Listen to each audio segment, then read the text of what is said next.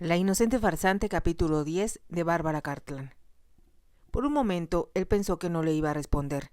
Sin embargo, explicó con la misma vocecita. Se llama Sir Robert Lawson y vive en las Torres, cerca de Great Milton, en Oxfordshire. Mientras hablaba, pensó que si el marqués se volvía en contra de ella en aquel momento, aquel sería su fin. Si él la hacía regresar, prefería morir. He oído hablar de él porque posee algunos caballos de carrera, dijo el marqués, mas no tiene el menor derecho para obligarla a casarse con un hombre que a usted le desagrada. Él ha tomado esa decisión y está determinado a que así sea. En ese caso, usted deberá continuar escondida hasta que él cambie de proceder. Leila hizo una exclamación y levantó el rostro. «Es posible. Su señoría no me va a obligar a regresar junto a él». «No, por supuesto que no», aseguró el marqués. «¿Cómo piensa que yo pueda hacer algo tan cruel?» «Gracias, gracias. Yo sé que como el señor Hawthorne es rico, todos pensarán que tengo suerte de casarme con él y salvar así mi pobreza. Pero yo preferiría vivir en una buhardilla a casarme con un hombre a quien no amo». El marqués pensó que muy pocas mujeres en el mundo social hubieran pensado de esa forma. Él comprendió que Leila era demasiado sensible como para poder aceptar un matrimonio sin amor, aunque casarse significara vivir en un palacio de oro. «¿Usted no tiene dinero propio?», preguntó él con suavidad. «Después de que papá murió, nosotras no tuvimos nada», respondió Leila. «Yo creo que mamá se casó con Sir Robert solamente porque deseaba poder darme una buena educación». Respiró profundo antes de añadir: «Cuando mamá vivía, él era bueno y generoso, pero ahora ha cambiado mucho, y como está impresionado con el señor Hawthorne, está decidido a que yo me case con él. Eso es algo que debemos evitar», dijo el marqués. No obstante, mientras hablaba, se preguntó cómo iba a ser posible que Leila permaneciera escondida por tiempo indefinido. Sabía, además, lo difícil que era para una chica luchar contra la voluntad de su tutor. También pensó que Leila tenía razón al suponer que la mayoría de la gente consideraría que aquel matrimonio era ventajoso para ella. Todos estarían convencidos de que, como lo único que tenía era una cara bonita, era muy afortunada en que la pretendiera un hombre tan adinerado. De pronto se dio cuenta de que Leila lo estaba mirando como si fuera Júpiter, el rey de los dioses, quien podía resolver todos los problemas. «¿Me ayudará? ¿De veras me ayudará?», preguntó ella. «Le juro que trataré de hacerlo», le ofreció el marqués, «aunque usted debe comprender que va a ser difícil. Lo único que yo quiero es poder esconderme en algún lugar donde mi padrastro no pueda encontrarme», explicó la muchacha. Y se detuvo un momento antes de continuar. «La nana dijo que quizá usted tenga alguna cabaña en su finca». Ella miró directamente al marqués y añadió de inmediato: «Una muy pequeña. Yo no le causaría ningún problema, ni lo molestaría en lo absoluto, pero le aseguro que siendo su propiedad, yo me sentiría segura. Esa idea la analizaremos durante nuestro viaje de regreso a Inglaterra, Leila». Enseguida apartó su mano de la de ella, diciendo: «Ahora será conveniente que se vaya a la cama, y quiero que trate de dormir bien. Sabré entender si usted no se despierta hasta que hayamos llegado a Inglaterra». «Yo quiero despertar cuando su señoría suba a bordo», dijo Leila, y se puso de pie con un movimiento lleno de gracia. El marqués también se puso de pie y le pasó el brazo por los hombros, mientras caminaban hacia la puerta del salón. «Ahora descanse y no se preocupe. Deje todo en mis manos». «Eso es lo que quiero hacer», murmuró la joven. «Gracias, una vez más, por ser tan maravilloso». Ella se mostró tan encantadora que el brazo del marqués se apretó contra sus hombros un poco más. «Estoy seguro de que todo saldrá bien», aseveró él. Sin pensarlo, se inclinó y le besó la mejilla. Al hacerlo, sintió que una rara sensación desconocida recorría el cuerpo de ella, a la vez que él también experimentaba una reacción inesperada. «Buenas noches, Leila», dijo él. «La veré mañana». Mientras hablaba, se apresuró a bajar por la pasarela, y cuando se alejaba, se dio cuenta de que Leila lo estaba mirando.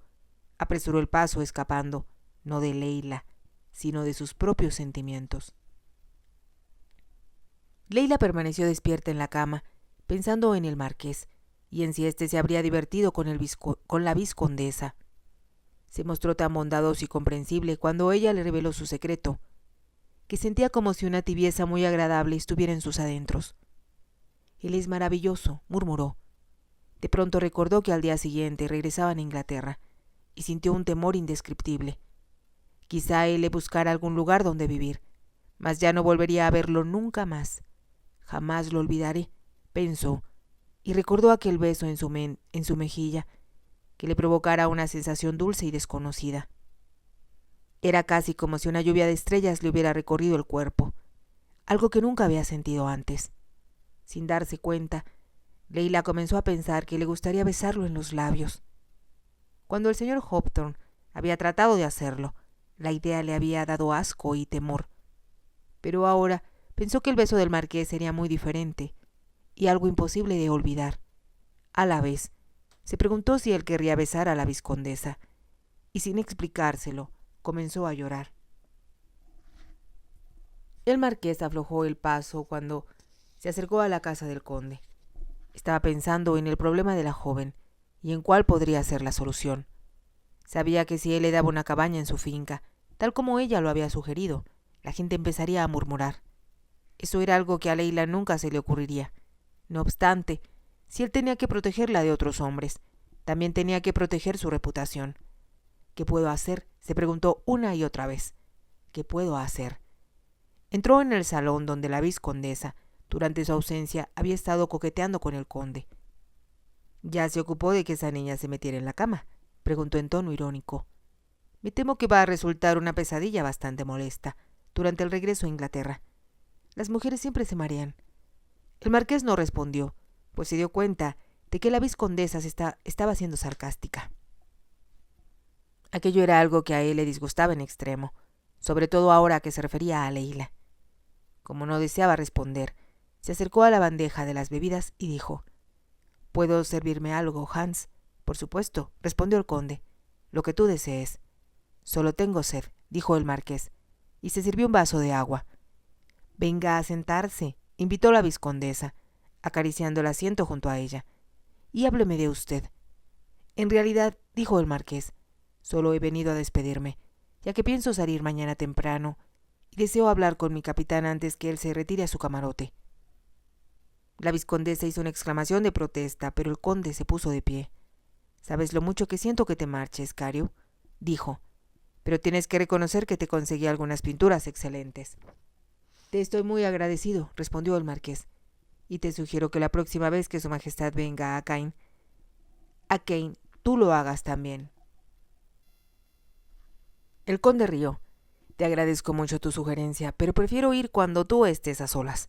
Lo que deseo es poder montar tus soberbios caballos». El marqués sonrió. «Los tienes a tu disposición». «Caballos, caballos», exclamó la vizcondesa. «Que los ingleses no saben hablar de otra cosa». Habló de una manera un poco petulante. Estaba molesta porque el marqués se despedía. Este le tomó la mano y se la llevó a los labios. «Adiós, madame. Ha sido un placer conocerla». Él y Hans se dirigieron a la puerta. Cuando estuvieron en el vestíbulo, el conde dijo: «Tu pequeña protegida es la joven más bonita que he visto en muchos años. Estoy dispuesto a ofrecerte los Rix por ella, si es que te interesa». El marqués rió. «Ella no me pertenece y tiene ideas muy definidas acerca del tipo de hombre con el cual desea casarse». «Me estás ofendiendo», se quejó el conde. Entonces tomó el brazo del marqués y agregó: «Por experiencia sé que no tiene objeto competir contigo, Carew. Tú siempre ganas la carrera, trátese de caballos o de mujeres». «Ese es un halago que mucho te agradezco», contestó el marqués en son de broma. Los dos reían cuando él bajó los escalones y se dirigió hacia el yate. El canal se veía bellísimo con las luces de las casas y de los botes reflejadas en el agua. Carew Kynaston pensó que ese cielo lleno de estrellas era un fondo adecuado para Leila, y decidió que había cometido un error al besarla en la mejilla. Él era muy consciente de la sensación que aquello había despertado en él, y de que ella se había estremecido. «Me ve como una figura paterna», se dijo. Sin embargo, cuando subió por la pasarela tuvo que reconocer que ansiaba aquel viaje porque Leila estaría cerca de él. No zarparon tan temprano como el marqués lo había dispuesto, aunque sí fue lo suficiente temprano para que el conde no viniera a despedirlos. Atravesaron el gran puerto de Ámsterdam, que en alguna ocasión no había sido sino una aldea de pescadores. Lord Kynaston estaba en el puente cuando llegaron a la entrada del North Canal. Pero tan pronto como el yate penetró en este, el marqués decidió que estaba aburrido de los grandes canales. Se dirigió al salón donde el desayuno estaba listo, pero no vio señales de Leila.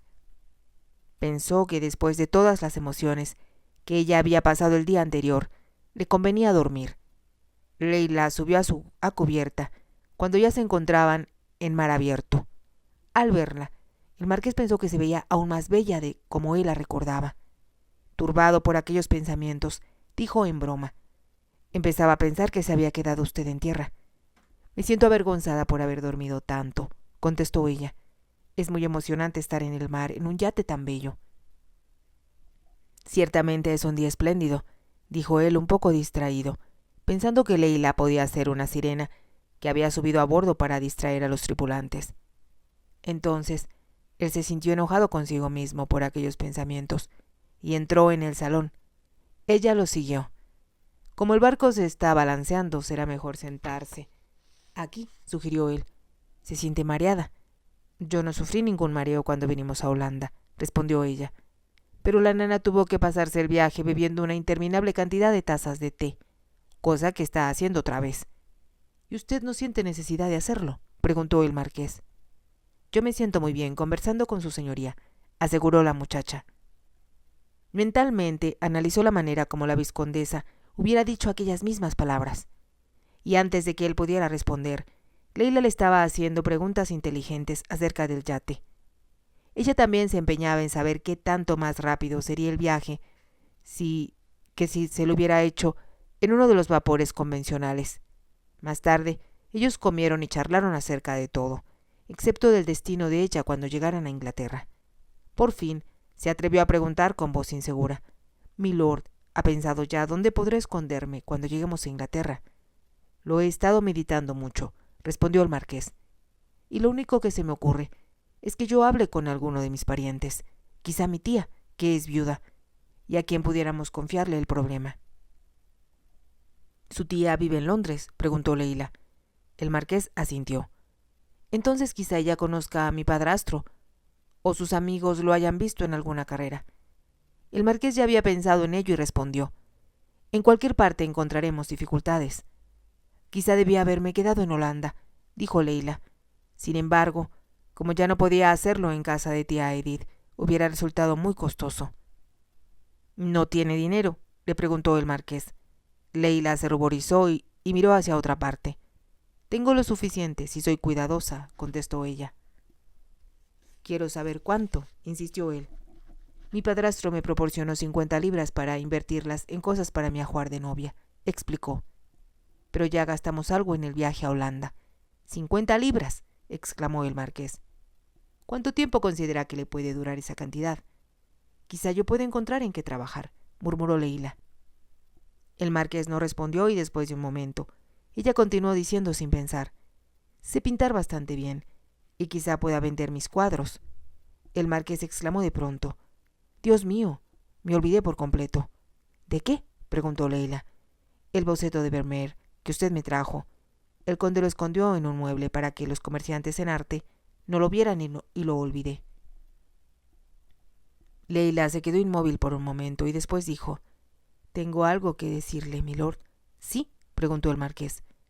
Observó que había juntado las manos en actitud que indicaba su interna angustia.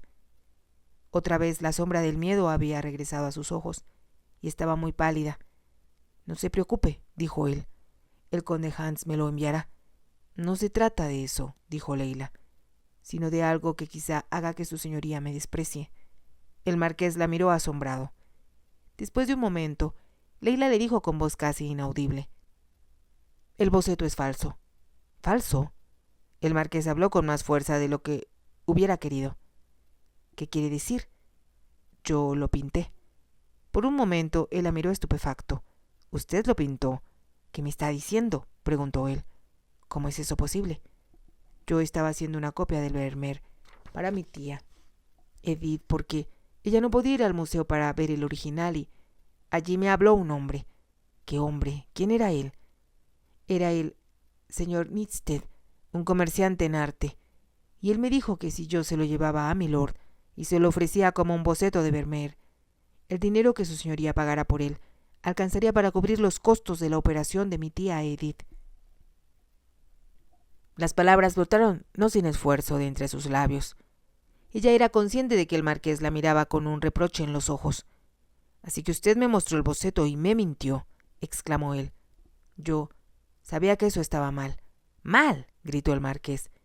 «Que no existe alguna mujer en el mundo que no sea una traidora y una mentirosa.